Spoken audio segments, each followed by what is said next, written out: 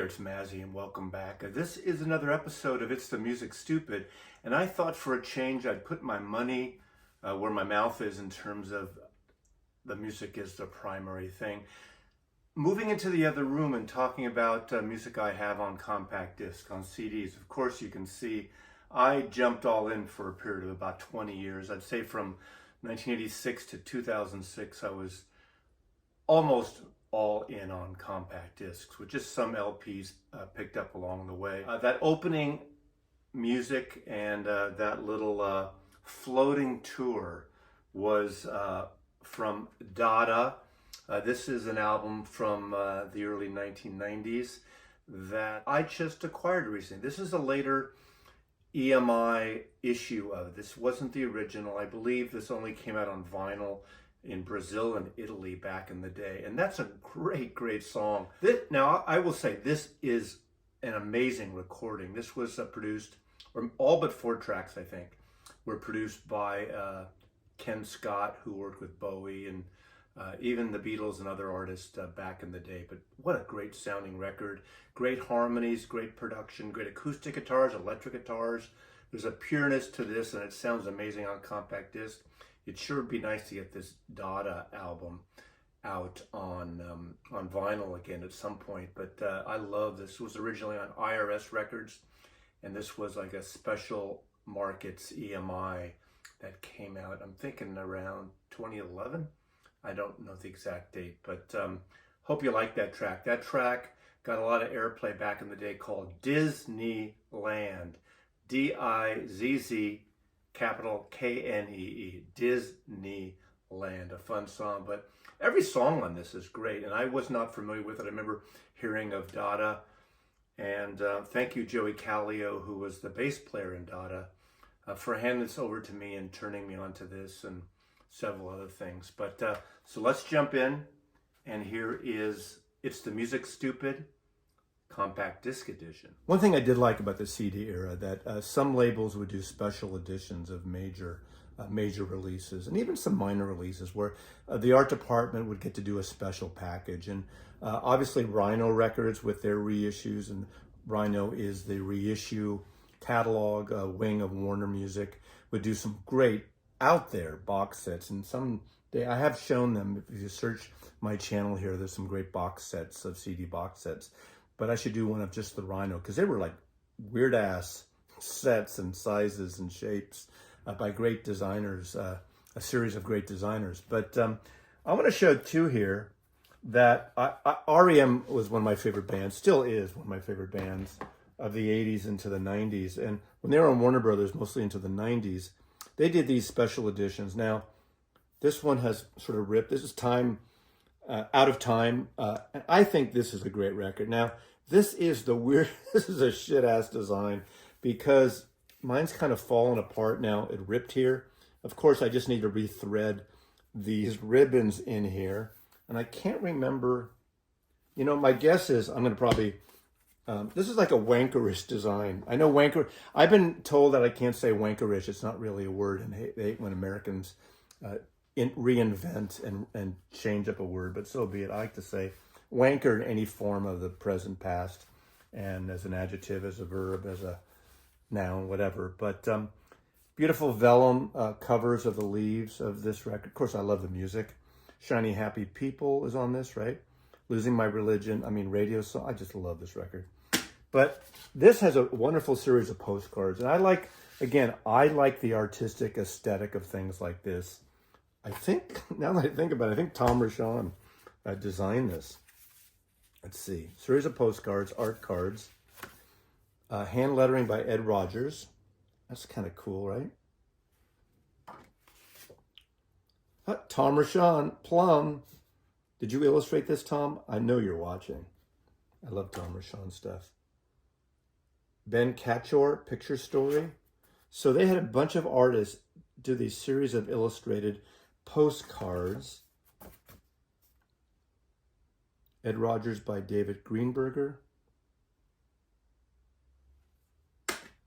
Another Tom Rochon and Michael Stipe. So this is a collage, assemblage. I like talking French and showing artwork. How great is that, right? Anyway, some more hand lettering and Rogers. Let's see.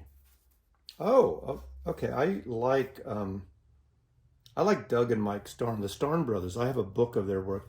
They're these two, I think they're twins, the Starn twins, and they did a series of wonderful art photographs, artsy fartsy. So I could totally understand why, like an artsy art director like Tom Rashawn or the art directors at Warner Brothers or any label would want to work with the Starn twins or Starn.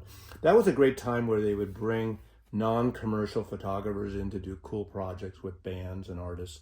Obviously, sometimes the artist would pull them in or see it, go to a bookstore and find an art piece. But the Starn brothers, I've seen a couple shows over the years of them. But let's see, is there any credits here? There must be credits. Did I miss that? I don't know if I missed the credits, but this is some shit-ass design. I love you, Tom. I think you did this because I can't find the credits on here.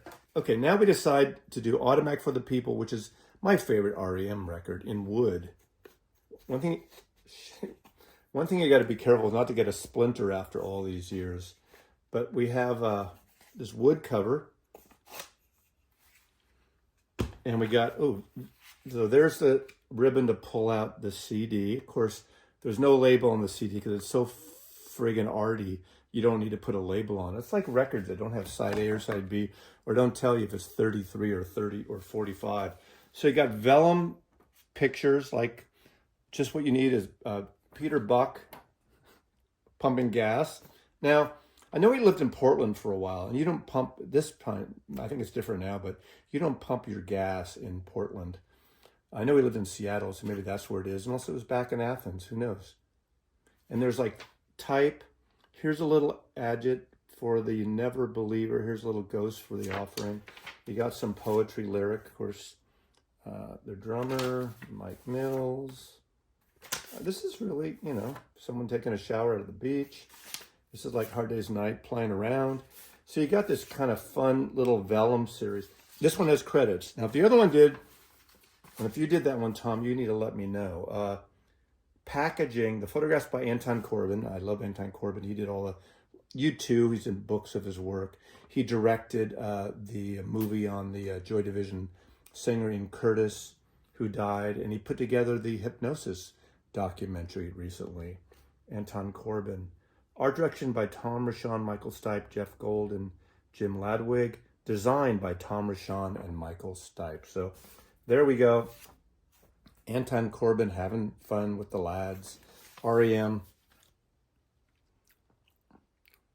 on the Ponderosa.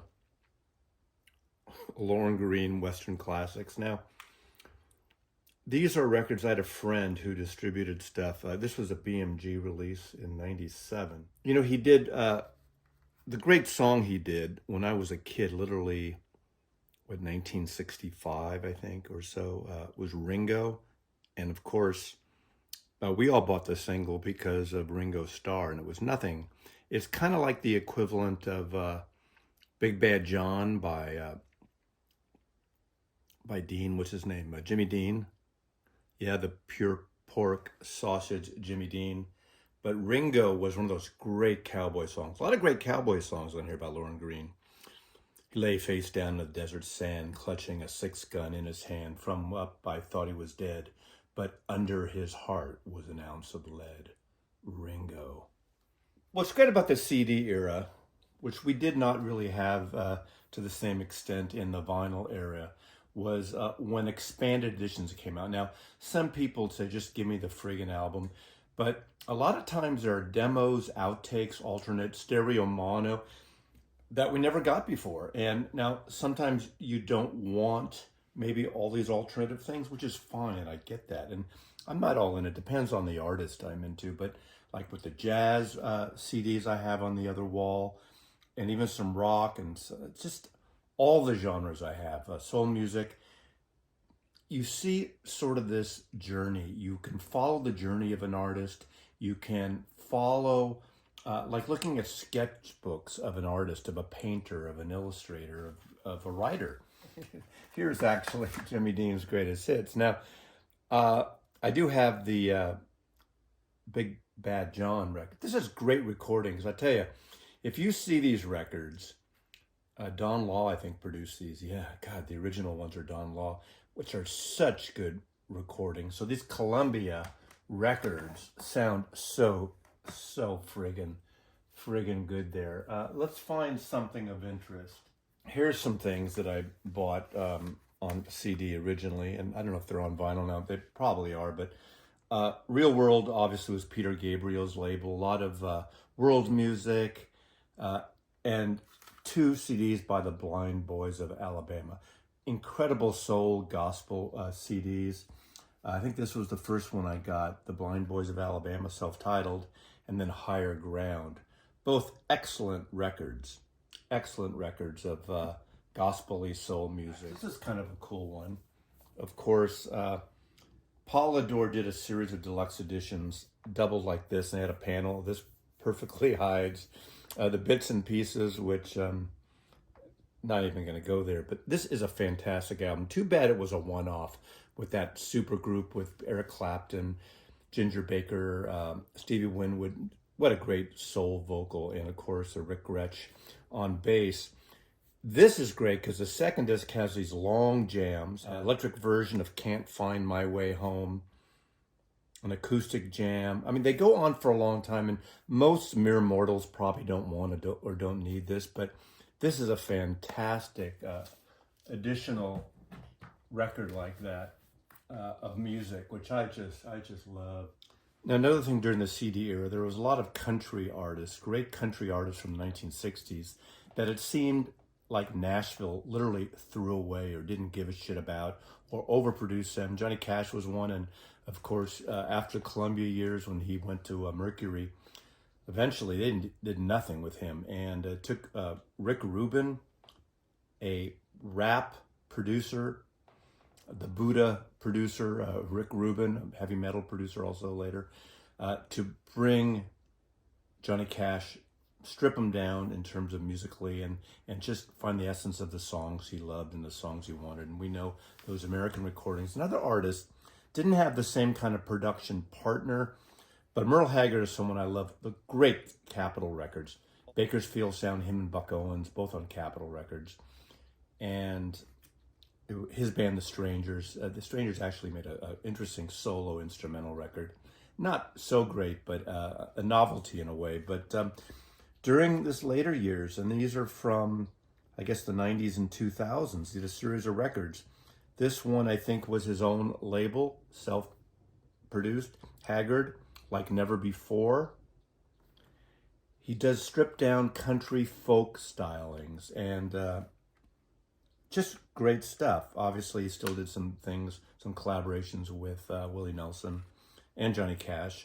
If I Could Only Fly, this was on Ante. So the whole idea when, I guess in the 90s, when that whole alt-country thing, these are the kind, or some of the artists that really influenced them. And these are fantastic records. The Pierce Sessions, again, just wonderful stripped-down recordings. You really hear his voice. The acoustic guitars, even though now she's a rock artist, there's a series of beautiful recordings of Dolly Parton that, again, were more stripped down a little bit. The Grass is Blue, like almost like folky records. That's on Sugar Hill. This is another one on Sugar Hill. This is A Little Sparrow. Folk singer, great singer. You know, they got kind of tossed away by the big labels like RCA, Capitol, Columbia. This was self-produced by Dolly Parton. And what label? I don't remember what label this is, but those were the days. She does some cover things again. But good records, just the same. This is one I really like. This is Chris Christopherson, and this is Please Don't Tell Me How the Story Ends, the publishing demos. 1968 to 1972. That's ironically the years I was in high school. So while I was toiling away in math and Spanish and science, cutting up frogs and stuff, Chris Christopherson was cutting demos for the publishing company. Now, there was actually the Whitmore sessions that Bob Dylan did that came out in the last decade or 20 years or so as well. Publishing demos where songwriters would do these recordings, very kind of low tech, lo-fi, to send to publishers so they could get clients of theirs, producers and artists to cover the songs. Of course, the most infamous, the most famous, I should say, of Chris Christopherson was Me and Bobby McGee that Janis Joplin did. But this is great. Just him and a guitar for the most part doing these songs straight through. Really wonderful folk singer-songwriter takes.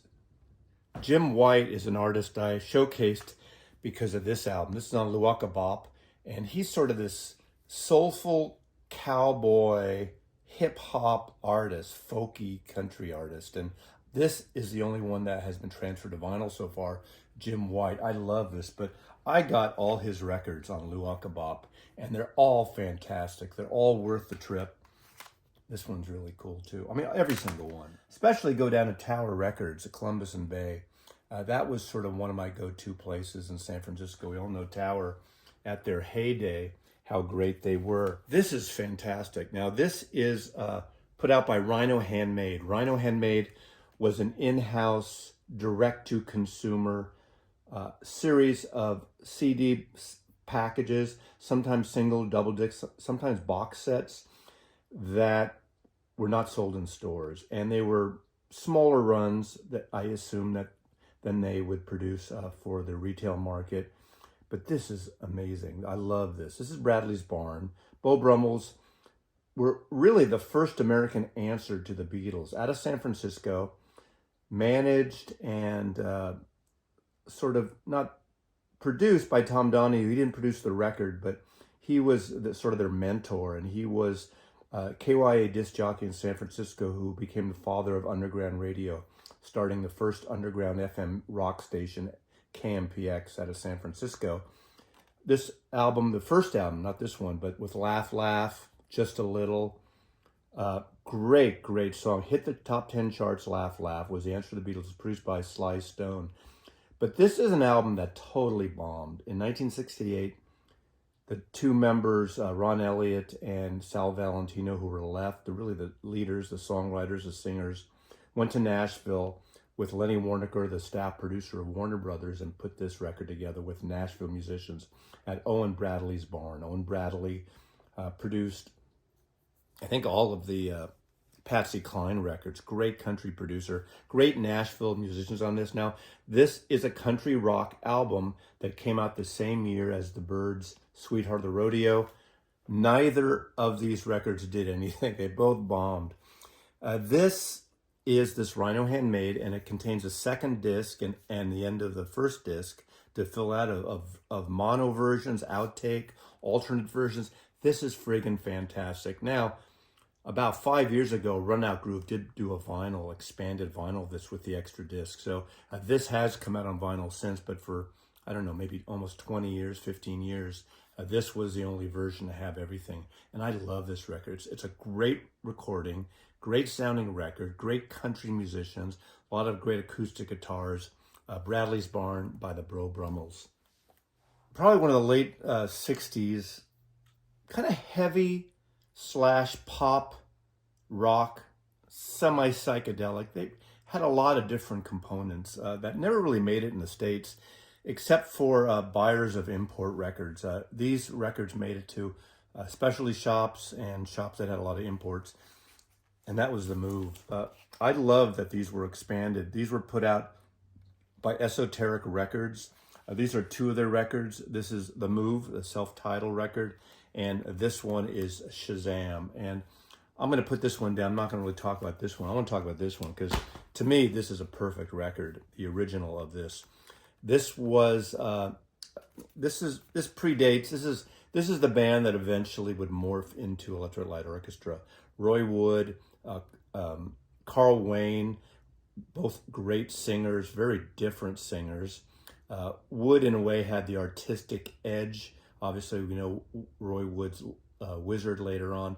Great drumming, and Bev Bevan, who would go on with Roy Wood, and then when they added Jeff Lynne on their last album or two, I think, they became, after the Move album, they became ELO. In fact, the last Move album really had those, the blueprints of Light Orchestra, because they wanted to have a band that would basically continue where I Am the Walrus and Strawberry Fields left off, with cellos and strings orchestration on that smaller scale. And that's what they did. And then, of course, Roy Wood was on the first album and then moved on. But this is a special album. Now, this is an expanded edition. I'll get to that in a minute. But what I love about the music, since this is about the music, even though I'm showing you packaging and the reasoning that I like these CDs, that they stand out, obviously the music is primary.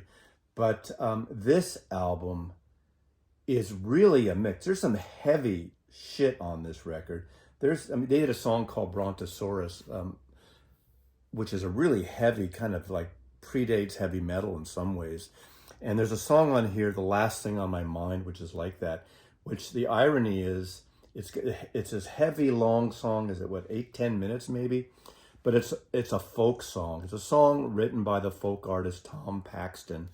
And they just turn it inside out, expand it. Beautiful singing by Carl Wayne, and just this intense guitars and things. There's also some wonderful power pop and majestic Beatle-like harmonies, almost like Eleanor Rigby on here with the strings of Beautiful Daughter. That's a Roy Wood song that is just right out of a Paul McCartney pop song of Revolver or Sgt. Pepper or something. And then, of course, Hello Susie is more of a hard-driving proto-punk, a heavy song.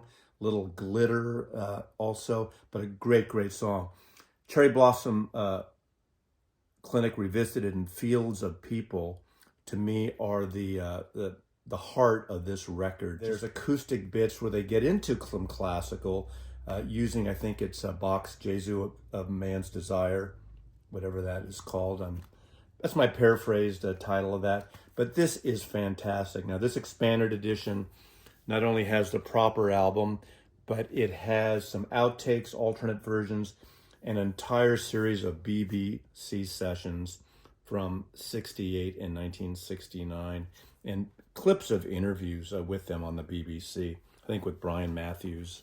But The Move, Shazam, is my favorite album of The Move. To me, this is a fully realized album. Even though there's a lot of different directions on it, it's like a perfect late 60s pop rock album. I mean, this should have been a huge record as far as I'm concerned, because there's a lot of stuff going on.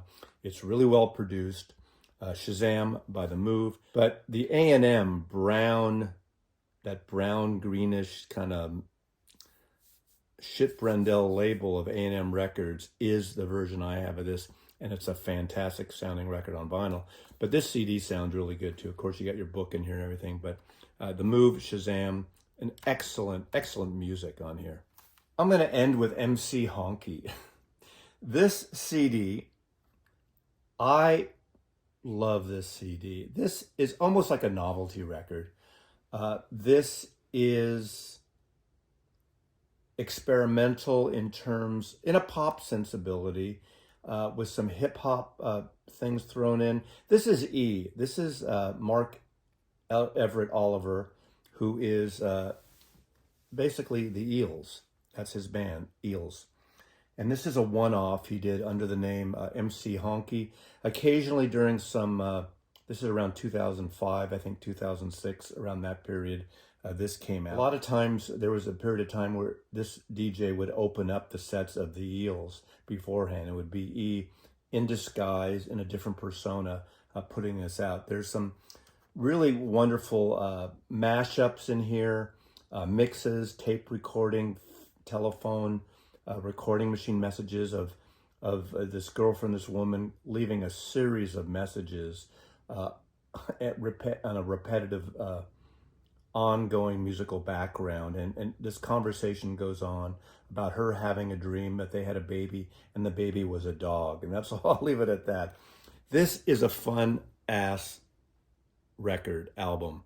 Obviously, there's no vinyl version of this. I would love one maybe, but of course, you look at this, I Am the Messiah, obviously reminiscent of Meet the Beatles in terms of the cover treatment, the artwork there, except for the quad of a foursome there. But I Am the Messiah, bonus track, I guess. But What's a bonus track? Just stick the friggin' song on the album. And the worst thing I do, okay, I'm gonna do it since this is the end. The thing I hate, there was a trend that happened in the CD era that I just absolutely hate. That's when you had an extra track, and literally sometimes the blank space would go on for 20 minutes or 15 minutes, and all of a sudden the extra track would appear. You couldn't really, you'd have to kind of fast forward slowly. You couldn't skip it because the track would be gone. It was linked into the part of the last track in terms of the way it was, the signature, the digital signature, I guess. It just came out all of a sudden. You could, if you didn't take your CD out, 10 minutes later, this jarring thing would happen. I hate that. What a ridiculous concept. It's the Music Stupid. Thanks for watching, and Mazzy loves you. There goes the hats.